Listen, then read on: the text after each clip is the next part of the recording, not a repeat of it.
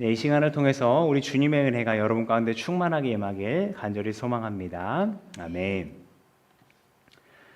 여러분, 최말자 씨 사건 혹시 아십니까? 1964년 이분이 18살 때 만으로 16세에 성폭행 당할 위기에 처했습니다.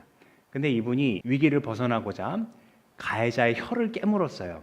근데 이 가해자의 혀가 그만 1.5cm가 잘려 나간 거예요.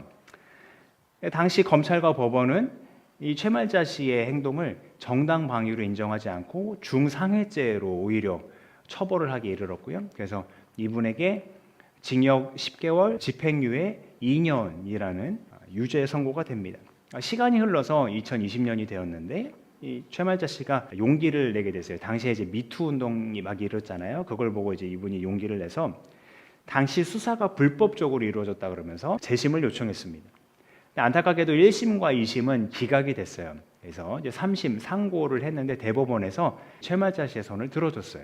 그래서 다시 이제 부산 지법으로 내려가게 됐는데 그 재판에서 그 검사가 최말자 씨에게 무죄를 구형하고 당시 이제 수사를 했던 수사관은 아니었지만 그때 상황을 대신해서 최말자 씨에게 부당한 수사를 한 점에 대해서 사과를 했다고 하더라고요. 그리고 끝내 지난달 10일, 그러니까 9월 10일에 당시 최말자 씨 행위가 정당방위였기 때문에 위법하지 않았다. 오히려 불법 수사가 이루어졌다라고 하면서 무죄가 선고됐습니다. 무려 61년 만의 일이었습니다. 그동안 이 최말자 씨가 겪었을 고통, 무죄 선고가 났다고 해서 다 상쇄될 수는 없겠습니다만 그의 나이 79세에 말 그대로 하늘을 풀 수 있게 되었어요. 그래서 이분이 이제 최말자 씨인데 법원에서 나오면서 이겼습니다, 이겼습니다, 이겼습니다 이렇게 3번을 외쳤다 그래요. 한을 푼 거죠. 게다가 이 재심을 통해서 이 성폭력 피해자의 보호가 강화될 것을 기대할 수 있게 되었고요. 정당방위의 범위도 확대될 것으로 기대할 수 있다고 하더라고요. 그러니까 그저 옛날 일이라고 묻으려 하지 않고 또 1심과 2심에서 기각됐다고 포기하려 하지 않고 끝까지 달려들었을 때 원하는 결과를 얻어낸 이 최말자 씨의 용기에 또 응원을 보냅니다. 그리고 이 이야기는 오늘 복음서의 이야기와 매우 닮아 있습니다. 오늘 복음서 비유에 한 과부가 등장합니다. 그런데 이분이 출근하듯 밥 먹듯 하는 일이 있었어요. 맨날 법정에 찾아가요. 그리고 그 법정에 있는 재판관한테 자기의 권리를 찾아달라고 계속 조르는 거예요. 권리를 찾아달라는 말은 원한을 풀어달라는 말이기도 하고요. 재판을 올바르게 다시 해달라는 말이기도 합니다. 그러니까 앞에서 본 이 최말자 씨의 사건처럼 이 과부에게도 이 과부가 엮여있는 재판의 결과가 올바르지 않았을 거고 그러니까 굉장히 억울한 상황에 놓여 있을 것으로 우리는 충분히 추측할 수 있어요.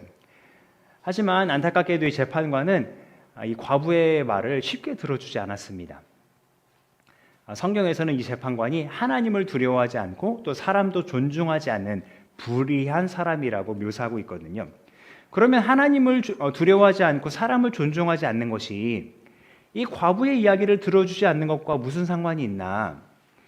창세기 말씀에 보면 하나님께서 사람을 창조하실 때 자신의 형상과 모양대로 창조하셨다고 했거든요. 뿐만 아니라 하나님께서는 이스라엘 백성들을 향해 연약한 자들, 가난한 자들, 또 불쌍한 자들을 돌보라 하셨는데 그 중에 대표적인 이들이 바로 과부들이었거든요. 그러니까 이 재판관이 하나님을 두려워하지 않았다는 건 하나님의 말씀대로 연약한 자들을 돌보려 하지 않았다는 거고요. 또 사람을 존중하지 않았다는 건 상대방이 하나님의 형상대로 지음받은 자라는 걸 인정하지 않았기 때문에 그렇게 귀를 기울이지 않았던 거예요.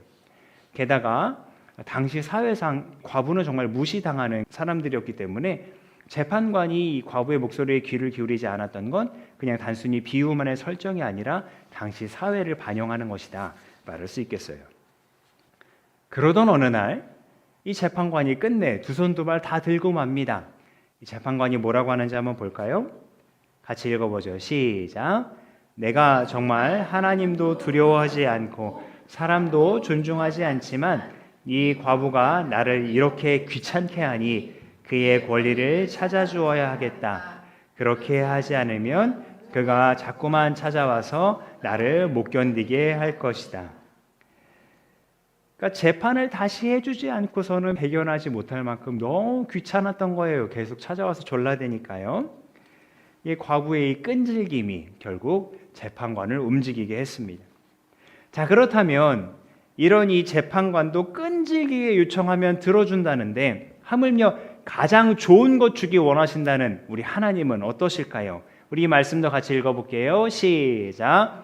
하나님께서 자기에게 밤낮으로 부르짖는 택하신 백성의 권리를 찾아주시지 않으시고 모른 채 하고 오래 그들을 내버려 두시겠느냐? 내가 너희에게 말한다. 하나님께서는 얼른 그들의 권리를 찾아주실 것이다. 아멘. 자, 그런데 이 말씀에서 이렇게 밤낮으로 부르짖는 백성들, 그들은 도대체 무엇 때문에 그렇게 부르짖을까요? 그리고 하나님께서 그런 그들에게 찾아주신다는 권리는 또 무엇일까요? 그 답을 오늘 복음서 말씀의 시작에서 한번 함께 찾아보죠. 뭐라고 시작하냐면 예수님께서 제자들에게 늘 기도하고 낙심하지 말아야 한다는 뜻으로 비유를 말씀하셨다는 거예요. 그러니까 오늘 이 과부와 재판관의 비유를 이런 이유 때문에 말씀하셨다는 거예요. 그러면 이 앞에서 어떤 이야기가 오고 갔다고 우리 추측해 볼 수 있을까요? 굉장히 낙심되는 어떤 상황, 기도가 반드시 필요한 상황, 그것에 대한 이야기가 오고 갔다는 것을 우리는 생각해 볼 수 있겠죠. 그래서 앞장을 봤더니 마지막 날에 대한 이야기를 하고 있는 것을 보게 돼요. 먼저 바리새파 사람들이 예수님께 와서 묻습니다. 하나님 나라가 언제 오겠습니까? 이거는 이제 종말의 때가 언제겠냐 묻는 거였어요. 그러자 그 나라는 눈으로 볼 수 있는 것이 아니기 때문에 여기 있다 저기 있다 말할 수 있는 게 아니래요. 그 대신 예수님 뭐라고 말씀하시냐면 너희 가운데 그 나라가 있다 이렇게 말씀하시는 거예요. 그러니까 어느 자료에서 표현처럼 이 너희 가운데 그 나라가 있다는 말은 그 나라를 기대하고 소망하는 사람들이 느끼고 경험할 수 있는 것이다. 그런 의미라는 거예요. 그러니까 믿는 자들 가운데 하나님 나라가 임한다 하신 것은 그 나라가 이미 임했다라는 특징을 말해주는 것인데 동시에 아직 완성되지 않았다라는 특징도 이어서 말씀하세요. 하나님 나라에 대한 특성을 얘기할 때 이미 임했지만 또 아직 오지 않은 나라 이렇게 두 가지 특성이 있는데 이 17장에서 예수님이 두 가지 특성을 다 말씀하시는 거예요. 그러니까 이미 너희 가운데 있다 말씀하셨지만 완성될 그 나라에 대해서도 말씀하시는데 그러면 언제 완성되느냐? 하늘로 올라가셨던 예수께서 다시 오실 때 그 나라가 완성된다는 거예요. 그때 어떤 이들은 그리스도가 여기 계신다 말하기도 하고 저기 계신다 말하기도 하지만 그리스도께서 오시는 그날은 아무도 몰라요. 아버지만 아세요. 그래서 번개가 치듯이 순식간에 그가 오신다 이야기합니다. 그런데 그가 오실 때의 상황은 마치 노아 홍수가 임하는 그런 심판의 날과 같을 것이고 소돔에 유황불이 떨어지는 그날과 같을 것이다 말씀하세요. 심판이 임박한지 모르고 흥청망청 즐기다가 순식간에 늘어난 물로 또 갑자기 쏟아지는 불로 심판과 멸망을 당하게 되는 그 날과 같을 거라고요. 그때의 상황이 얼마나 급박할지 마치 지진이 나고 큰 불이 날 때의 상황처럼 물건을 가지러 집에 들어갈 그런 여유조차 없는 상황입니다.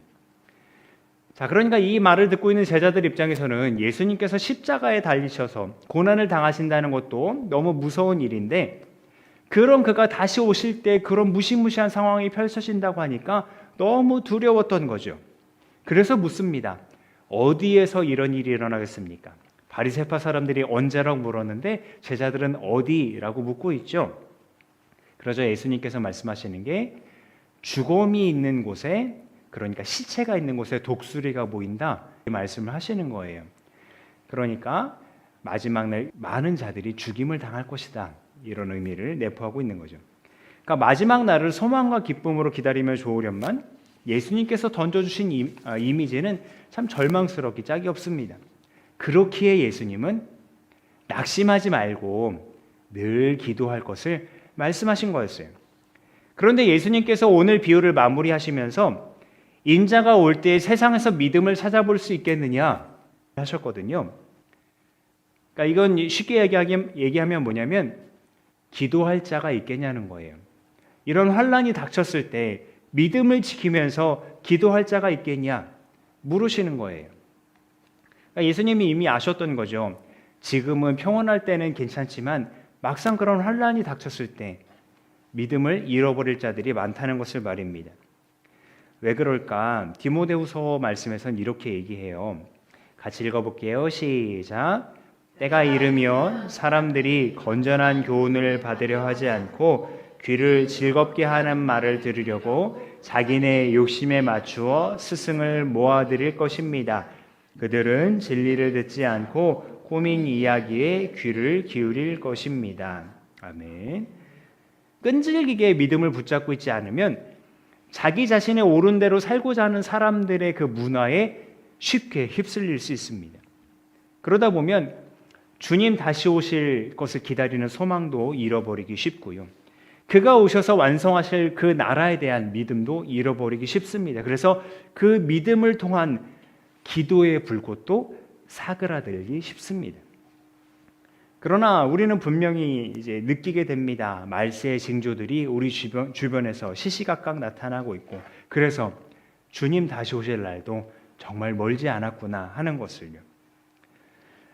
주님 오셨을 때 믿음을 찾을 수 없노라 하시지 않게 우리는 그날이 이르기 전에 주님께 믿음을 가지고 끈질기게 기도하는 그런 기도의 용사들이 되었으면 좋겠습니다. 오늘 복음서 비유 속 이 과부의 끈질긴 이 모습은 그가 요청하는 것이 언젠가는 응답을 받을 것이라는 그 믿음을 반영한 건데요. 다만 이 비유를 통해 우리가 먼저 체크할 것은 응답이 온다라는 사실 자체에만 포커스를 맞추지 않았으면 좋겠다는 거예요. 하나님께서는 반드시 응답하시지만 그 응답을 기다리는 과정에서 믿음을 잃지 말라는 것이 핵심입니다. 다시 말해서 기도가 언제 응답될 것인가, 그 응답의 시기보다 응답을 기다리는 그 믿음의 태도, 끈질긴 기도 속에서 담긴 신뢰를 예수님은 가르쳐 주시려 했던 거죠. 그러니까 변함없으시고 끝까지 나를 참아주시는 그 하나님의 사랑에 기대어서 나도 인내하고 그렇게 기도하다 보면 이 응답의 여부에 일희일비하지 않게 되고요. 그 응답 자체도 결국 하나님께 맡기게 되는 거죠. 결국 낙심하지 않고 끈질기게 계속 기도할 수 있는 건 금세 바닥나버리는 내 적은 인내심에 기대는 것이 아니라 우리를 계속 살피시는 하나님의 영원한 사랑에 기댈 때 가능한 일입니다. 한 가지만 더 말씀드리고 맺겠습니다. 이 오늘 말씀드리는 이 끈질김은 다만 기도에만 머무르지 않습니다. 우리 인생에도 믿음을 지키는 이 끈질김이 필요합니다. 주님 오실 때 세상에는 무서운 심판이 임하는 것처럼 우리 인생도 언제나 형통할 수는 없어요. 언제나 잘 될 수는 없습니다. 사업이 흔들릴 때도 있겠고, 건강이 나빠질 때도 있겠고, 가진 것을 잃어버릴 때도 있겠습니다.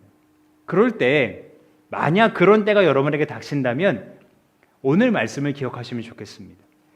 비록 내가 처한 상황은 어렵지만, 나를 둘러싼 그런 환경은 어려움을 갖다 주지만 이 과부처럼 끈질기게 믿음을 붙잡으시면 좋겠습니다. 그리고 간절히 주님의 구원을 구하면 좋겠습니다. 그럴 때 하나님께서는 우리를 사랑으로 일으켜 주실 거고요. 주님께서 우리를 다시 그렇게 일으켜 세우시는 날, 이 최말자 씨가 법정을 나오면서 외쳤던 것처럼 우리도 이겼습니다. 이겼습니다. 이겼습니다. 이렇게 외치게 될 것입니다. 기도하겠습니다.